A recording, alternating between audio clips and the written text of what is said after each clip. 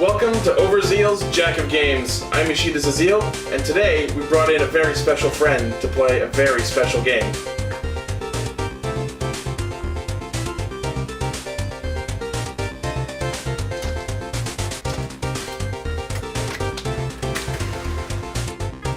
So did you bring the thing? Yeah. No, not that. You know. Oh, right.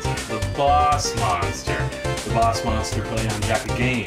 The boss monster I specifically brought over to play on Jack of Games. Jack of Games boss monster. That boss monster? Yes, that boss monster. Gotcha. Let's play.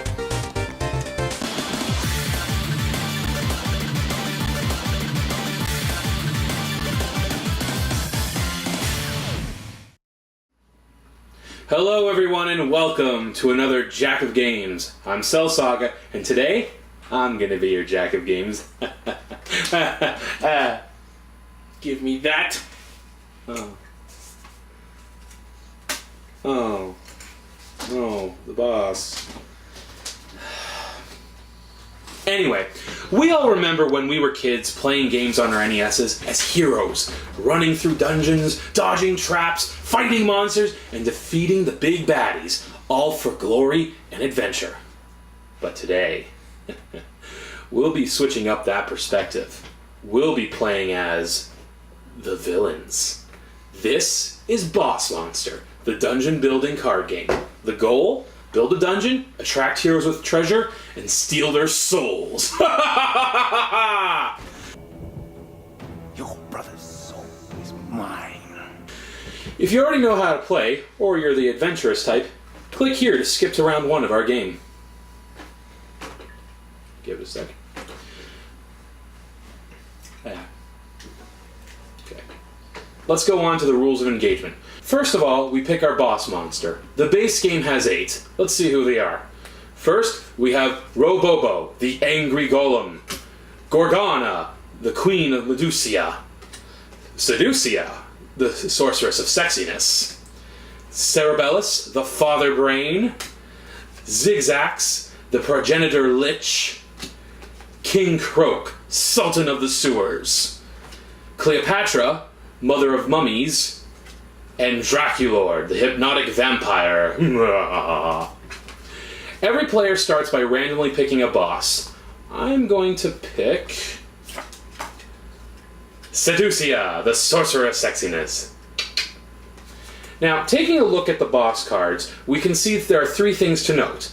The treasure, which will come into play when all the heroes come into town. Second is the level up, which will come into play once we've built 5 rooms in our dungeon. Lastly, the XP, which determines turn order between players via highest first. Next, each player draws 5 room cards and 2 spell cards, then discards any 2. From this point on, the player will only draw from the room deck unless otherwise specified. Once everyone has 5 cards, the build phase begins. Each player in turn places an ordinary room card, either a monster room or a trap room, to the left of their boss to establish their dungeon. Once all players have placed a card, they are revealed simultaneously. We then reveal the heroes, as many as there are players, and place them in the town in the middle of the field. Once the deck of ordinary heroes has been spent, we move on to the epic heroes, who are much stronger and are worth twice as much. This is where the treasures on the bottom of each boss and room card come into play. There are 4 icons representing each class in the game: Fighter, Mage, Thief, and Cleric. Also, keep an eye out for the Fool, because he's probably going to die. During the bait phase, each hero goes to the entrance of the dungeon with the most treasures of their class to offer. In the event of a tie, the hero stays in the town until someone sways the tide. Like everything else, heroes entering dungeons is resolved in the player's turn order as determined by the boss's XP. Each hero enters in turn starting from the leftmost room, taking damage and resolving effects as they proceed through each room. If a hero makes it to the boss without dying or getting ejected from the dungeon, they count as a wound towards the boss and get placed in the right, face up. If they get killed, they get placed in the right, face down, as a soul that has been captured.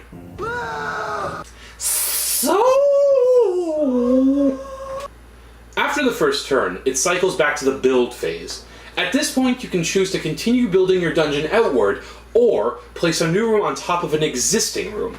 Any ordinary room can be built upon an existing room. However, an advanced room can only be built upon the room of the same treasure icon. Once your dungeon has reached 5 rooms, your boss's level up effect activates. This can only happen once per game. At this point, rooms can only be built upon others.